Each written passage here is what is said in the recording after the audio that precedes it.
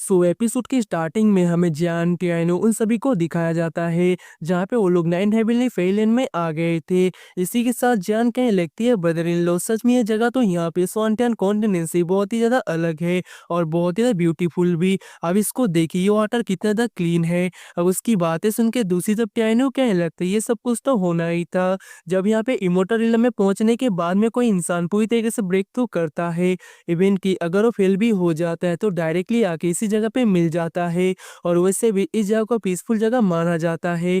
जैसे कि तुम देख सकती हो जगह कितनी ज़्यादा पीसफुल है और यहाँ के सीन्स कितने ज़्यादा ब्यूटीफुल। और वो लोग ऐसी ही बातें कर रहे थे। दूसरी तरफ हम देखते हैं तभी वहाँ पे इंगिंग आ गई थी, इसके साथ में वहाँ पे फिंगजान भी थी। और हम देखते हैं वहाँ पे इंगिंग कहने लगती है, मास्टर आपने जो हमें करने के लिए बोला था, हमने वो सब कुछ पूरी तरीके से तैयार कर दिया है, बस अब आपकी बारी, आगे क्या करना है। अब उसकी बातें सुन के दूसरी तरफ हम देखते हैं कि वहाँ पे मिंगे कहने लगती है, क्या इन्हों तुम्हें पता है ना, स्वानटैन कॉन्टिनेंट में तुमने यहाँ पे उस इमोर्टल के प्रोजेक्शन मतलब कि क्लोन के साथ में फाइट किया था। अगर तुम डायरेक्टली यहाँ पे ऐसे रूप में जाओगे तो वो वहाँ पे तुम्हें पहचान सकता है, भले ही उसका कनेक्शन डायरेक्टली मेन बॉडी के साथ में ना हो, बट थोड़ी बहुत तो उसे शक हो सकता है। अब उसकी बातें सुनकर दूसरी तरफ हम टियानो को देखते हैं, वो कहने लगते हैं तुम चिंता मत करो, उसके लिए मैंने सोच रखा है। इतना कहते हुए हम देखते हैं टियानो वहाँ पे अपने आप को पूरी तरीके से चेंज कर लेता है, मतलब कि अपनी पावर की यूज करते हुए उसने वहाँ पे अपने लुक्स को पूरी तरीके से चेंज कर लिया था।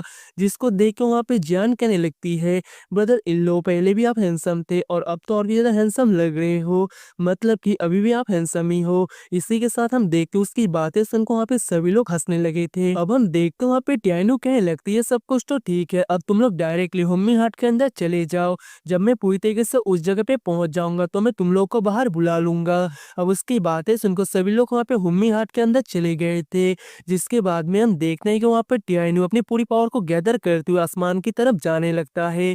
तभी वहाँ पे एक कैसल टाइप का कुछ अपीयर होने लगता है और वो बंदा कहने लगता है, आखिरकार तुम हो कौन। अब उसकी बातें सुन के दूसरी तरफ हम देखो वहाँ पे टियानो नाटक करने लगता है। वो कहने लगता है, सीनियर मैं जूनियर टियानो हूँ, जो कि यहाँ पे स्वानटैन कॉन्टिनेंट से डायरेक्टली टेबुलेशन से गुजरते हुए अपर रिलम में आया हूँ।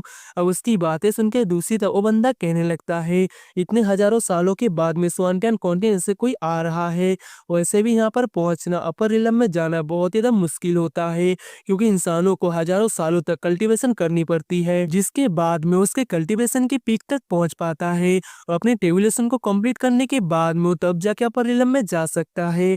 और अभी तक यहाँ पे स्वानटैन कॉन्टिनेंट से 300 लोग ही जो कि हेवन में पूरी तरीके से जा पाए हैं। अब तुम्हारी बारी है, ये तुम्हारे लक पर डिपेंड करता है कि तुम हेवन में जा पाओगी या फिर नहीं। इतना कही तो ये हम देख तो बंदा कहने लगता है, क्या तुम अब पूरी तरीके से तैयार हो। अब उसकी बातें सुनकर टियानो कहने लगते हैं, सीनियर मैं पूरी तरीके से तैयार हूँ। अब हम देख तो बंदा वहाँ पे अपनी एनर्जी को उसके ऊपर डालने लगता है, जिसके बाद में वो कहने लगता है, गुड लक तुम्हें। अब हम देखते वहाँ पे टियानो सोचने लगता है, मुझे बस यहाँ पे अपने 5 एलिमेंट को यूज करना होगा, अगर मैंने यहाँ पे दूसरे की करी तो ये लोग मुझे नोटिस कर सकते हैं। इतना कही तो ये हम देखते हैं वहाँ पे हेवन की तरफ बढ़ने के लिए अपने कदम को आगे बढ़ाता है। अब वो जैसे अपने कदम को आगे बढ़ाता है, तभी वहाँ पे कैसल के अंदर से एक एनर्जी का प्रेशर उसके बॉडी के अंदर आने लगता है, इसकी वजह से उसको वहाँ पे बहुत ज्यादा मुश्किल हो रहा था। बट हम देखते हैं कि वहाँ पे टियानो को तो कोई फर्क नहीं पड़ता और फिर भी अपने कदम को आगे बढ़ाते हुए आगे जा रहा था उस दरवाजे की तरफ। इसी के साथ हम देखते हैं कि उस गेट से उसके ऊपर बहुत ज्यादा प्रेशर पड़ रहा था, बट यहाँ पे टियानो जैसे तैसे करके उस गेट के नजदीक पहुंच गया था। इसी के साथ हम देखते अपनी एनर्जी को रिलीज करता है, जिसकी वजह से उसने अब इस टेस्ट को पूरी तरीके से कंप्लीट कर दिया था। अब हम देखते वहाँ पर बंदा कहने लगता है, तुमने पूरी तरीके से 9 हेवनली फेयरलैंड के ट्रायल को पास कर लिया है, तो अब तुम अंदर जा सकते हो। इतना कहते हुए हम देखते हैं वो बंदा वहाँ पे अपनी पावर की यूज करते हुए उसे एक टोकन देता है, जहाँ पे टियानो उस टोकन को पकड़ लेता है। दूसरी तरफ वो गेट पूरी तरीके से खुल गया था, जहाँ पे वो बंदा कहने लगता है, अब तुम डायरेक्टली जा सकते इसके अंदर। अब उसकी बातें सुनकर दूसरी तरफ वहाँ पे टियानो कहने लगता है, थैंक यू सीनियर, अब मैं इसके अंदर जाता हूँ। इतना कहते हुए हम देखते वहाँ पे टियानो उसके अंदर चला गया था। अब हमें डायरेक्टली 9 हेवन फेयरलैंड को दिखाया जाता है, जहाँ पे एक लड़का और एक लड़की होती है, जहाँ पे गेट कीपर बुक पढ़ते हुए कहने लगता है, पता नहीं सिटी लॉर्ड को यहाँ पर क्या हो गया, ऐसा लग रहा है उनको मेरे ऊपर भरोसा नहीं है, जिसकी वजह से इस औरत को यहाँ पर भेज दिया। अब उसकी बातें सुनकर दूसरी तरफ हम देखते लेडी कहने लगती है, तुम यहाँ पर ज्यादा हवा में मत उड़ो, तुम एक गेट कीपर हो, अपनी औकात को मत भूलो और तुम अपनी औकात से ज्यादा ज़्यादा ऊपर जाने की कोशिश ना करो। वैसे भी अगर मुझे गुस्सा आ गया तो अच्छा नहीं होगा।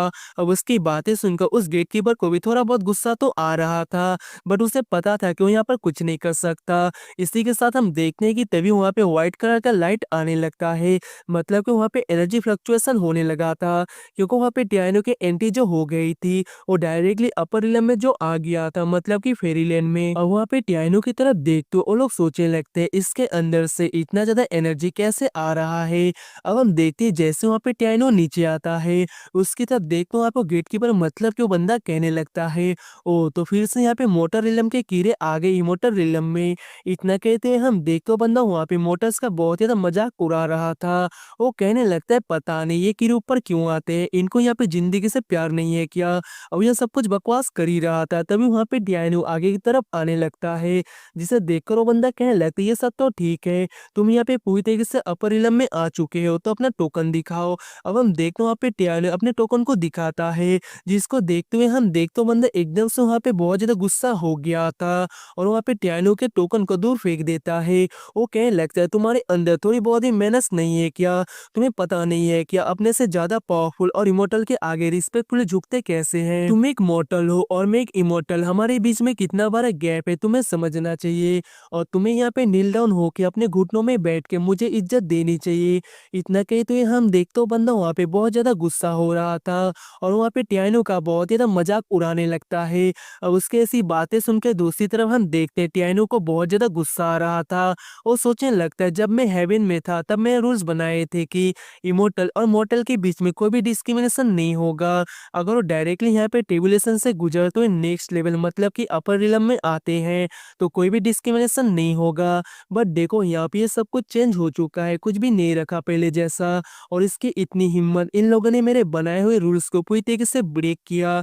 इतना कहते हुए हम देखते वहाँ पे टियानो को बहुत ही ज्यादा गुस्सा आ रहा था और अपनी पूरी एनर्जी को अपने मुक्के में गैदर करने लगता है। उसे देख के ऐसा लग रहा था कि अब वो यहाँ पे इसके मुंह पे बजाने वाला है। और गाइस इसी सीन के साथ में वाला एपिसोड यहीं पर एंड हो जाता है। उम्मीद करता हूँ कि आपको मेरी एक्सप्लेनेशन अच्छी लगी हो, और अगर आप इसका नेक्स्ट एपिसोड देखना चाहते हो तो प्लीज वीडियो को लाइक करके चैनल को सब्सक्राइब कर लेना। मिलते हैं नेक्स्ट वीडियो में, तब तक के लिए tata bye bye and take care.